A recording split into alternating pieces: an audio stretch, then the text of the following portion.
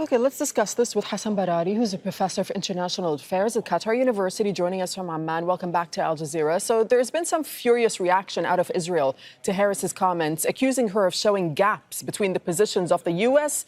and Israel when it comes to the war on Gaza. But is there any reason to believe that policy towards Israel under a Harris presidency will change? Well, thank you, Darren. I think this remains to be seen. We know that this rhetoric is very important, and this time it's no beating around the bush. Harris made it perfectly clear that Netanyahu's speech at the Congress would fool no one.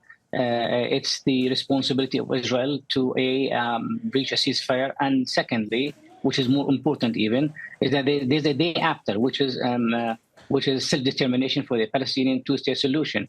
So she has not really taken aback by the speech of Netanyahu, which was full of lies and deception, and she as if she understands the needs of Israel for security and what Israel wants, which is expansion and denying the Palestinian right to self-determination.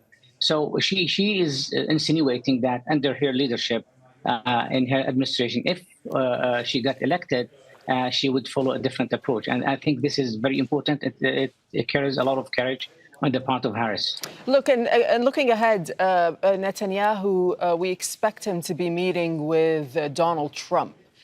What's he banking on here? Is he banking on Trump's return to power to bolster his own political fortunes?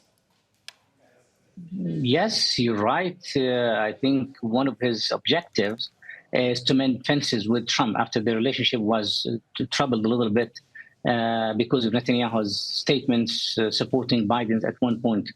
I think he understands that Trump doesn't care about the Palestinians, and all he cares about is to have a transactional foreign policy where he can continue with the Abraham Accord. So Netanyahu probably think that all of his lies and deception would resonate well with Trump.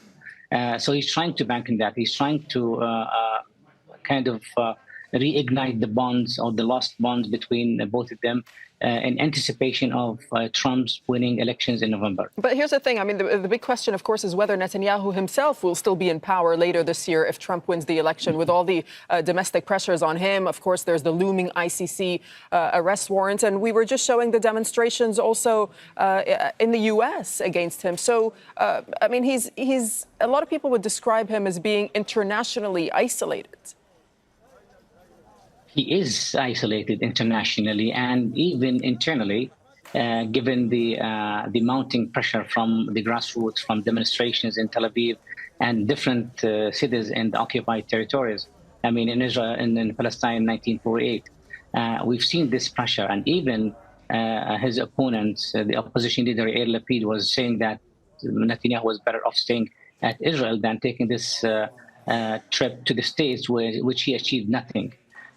This is the first time that we see the Israeli leaders giving a speech at the Congress in a divided Congress with a huge boycott. And this is a statement that criticizing Israel and having differences with Israel is no longer a taboo in the United States.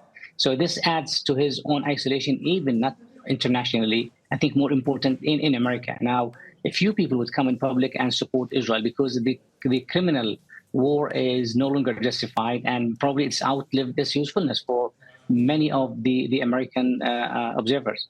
All right. Thank you so much, Hassan Barari. Thanks for joining us from Amman. Make sure to subscribe to our channel to get the latest news from Al Jazeera.